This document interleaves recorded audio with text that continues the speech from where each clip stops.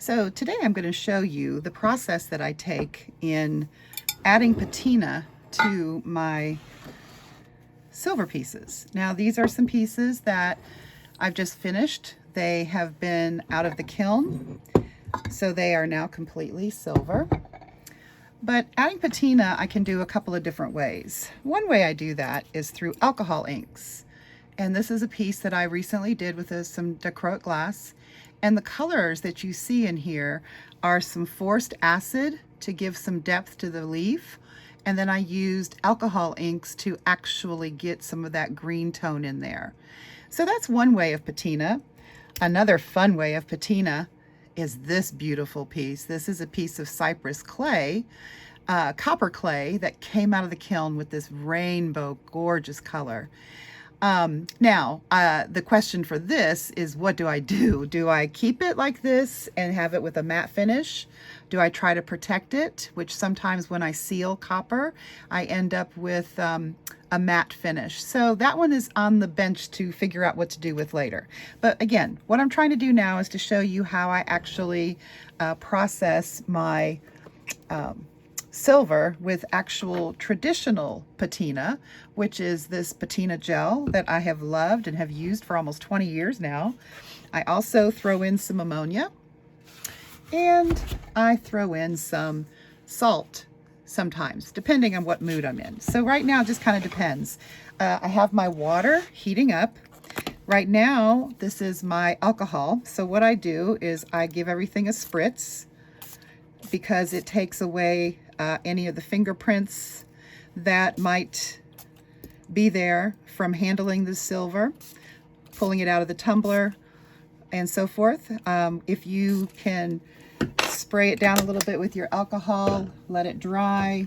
Sometimes I'll just give it a pat, and as I give it a pat, it just kind of takes up that alcohol. So the alcohol just gets rid of all the fingerprints and any oils that would be on my hands as I handle the silver.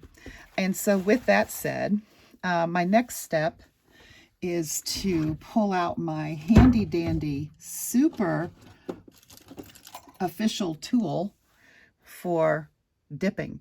Doesn't that look like one of those tools you use to dip eggs? Well, I kind of do the same thing. Now, the water that I have right here in this watering, in this particular glass measuring cup, is just water to neutralize. In other words, when I'm done with the actual dipping into the patina, I do want to stop the process to see how it looks. So I'm going to get my water that I've heated up. The hotter your water is, the quicker the color changes for the silver. So again, I like it pretty hot. I've actually experimented with things like coffee, and have found that coffee, especially McDonald's coffee that's super hot, is a really interesting way to do some patina. So I have about a cup and a half of super hot water, and I just usually drop just a little bit like that. Again, I don't write any of this down. All of my patinas are all based on just, I feel like putting this much in. Let's see what this will do. All right, so I'm going to stir that up. You should use glass, or I just use wood to kind of stir it up. You don't have the ability to smell it right now, but it is an interesting rotten egg smell. All right, so this first piece and I just picked it up with my fingers. I shouldn't have done that. So welcome to my lack of protocol. All right, so what I'm doing now is I'm going to put this on my handy dandy paper clip. I'm going to dip and look. And you'll notice that it's starting to turn a little bit of a color. So this has just the liver sulfate in right now. I haven't put any other additives. So I just kind of do a dip and I pull it out to look. And I think for this piece, I'm kind of going to see how I can, there's not a whole lot of recess in this piece. So I'm not going to retain so much of this color that's coming through. Now I'm kind of getting into some violets and some colors with a little bit of blue. So you see how fast that color changes, and the air also adds to this. I think I'm going to do it one more time. I'm feeling pretty good about this particular set. And so right now I'm going to dump that into my clear water. and that neutralizes it. Now, some people use baking soda in their water to neutralize things. I typically don't. I find just the regular water works just as well. All right, so what I'm going to do now is I'm going to add just a little bit of ammonia. This is just your typical household ammonia that you can add. So I'm going to just put a little bit in there, stir that up, and let's see what we get from this mix. Again, this is just about mixing the different additives to see what kinds of things I get. It's a really interesting process. So here comes this piece. I'm going to stick it in there just for a minute. Let's see if you can see that. So far, nothing big happening there. Kind of a gold. I used to know the colors in order. I don't anymore. Now you'll notice the vibrancy though. That little bit of ammonia adds some interesting violets and purples. So this particular piece has a lot of texture. So I'm going to really get in there and see if I can't pull some of those blues. There we go. Do you see the blues that are coming through? And again, oh, there we go. See where that's at? So good. So again, I'm going to dip that into my clear water. It stops the process. Ooh, that one looked really good. I like the blues coming in. So I'm going to keep this mix for just a few more moments before I add any salt. Right now, I'm going to dip my ring. I have this ring that I wanted to see what it does. And actually, I probably need to use my tweezers a little bit because I really want to look at the front more than anything. Again, I do textures. Textures are my thing. And so I really want to make sure that I get a good feel for what the texture does with the patinas. And again, I don't write this down. It's all just a matter of how I feel about it artistically and what I think the color should say or do. Now, a lot of the color on the band for this particular ring is going to go away. So I'm kind of liking a little bit of those deeper purples. Let's see if you can see that or not. All right, so that one goes in. Now I have this other ring, and I think what I'm going to do at this point, I'm going to go ahead and add my salt. Now, I don't think it matters what kind of salt you add. I kind of like this pink salt, just because I feel like, oh, this sounds pretty exotic. Let me see what this pink salt will do. And I have gotten some interesting colors. So I'm just, again, I'm not measuring anything. I'm going to dissolve the salt in with the ammonia and the liver of sulfate. We're going to see how that looks.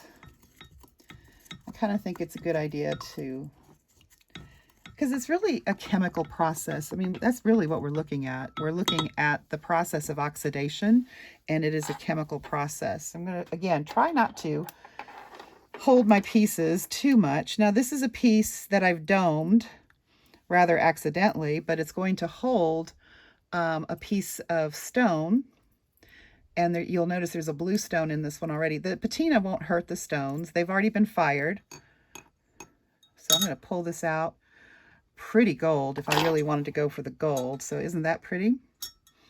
So let's see what else I can come up with here.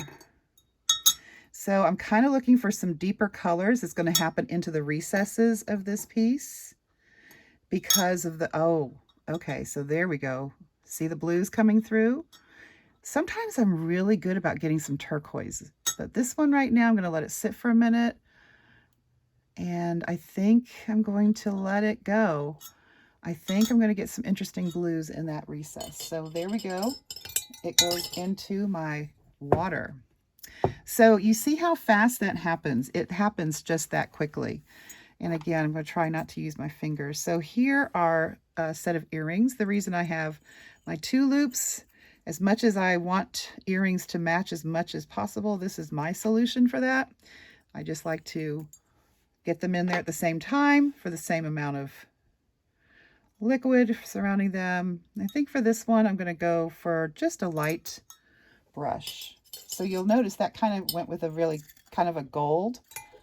I don't know if you can see it or not, but see how gold those are with a little bit of purple. So I'm going to get those into the water. And I have rings left. So now this is a different ring that I'm working on right now. This is one that I did a rose on the top for, and then you'll notice that I've got the texture. So The texture band is all that I want to patina because I've already put in some antiquing into the actual rose itself. So I'm not sure how I want to dip this other than I just don't want to get too much onto the actual rose itself. Now I can always rub everything off. So rubbing things off is always helpful. So I'm going to kind of do it like this. So, you know, just kind of make things work. So I'm just going to dip. Hopefully you can see in my camera. I am not good with this camera yet. So you see I'm letting it sit for a little bit, but I'm kind of looking for a little bit of an, even though that band is not going to hold a lot of that because of the texture, I do want to give a little bit of depth. So I think I'm going to go for a darker. Oh, I'm liking that a lot. You see there's a little bit of gold, but a little bit of blues coming in as well. So I think that's going to look really nice. So I'm going to put that and neutralize that. That worked out pretty well. And then this next ring I've got, I'm just going to dip the whole thing. This ring is just more texture band, and I'm going to do a stone in the middle of this one. So it's got a nice little floral pattern. So I don't know. I think I might go with a lighter look on this one. Let's see how I like that one. Yeah. So I think I'm going to stick with that. It's always good. I don't mind these darker colors, but I also really like to play around with just the entire color rainbow. So that's that. So that is how quick that patina works with my ammonia, with my salt. You'll see probably already just through the clear water how some of those colors are very different. So I will come back and show you what they look like after polishing.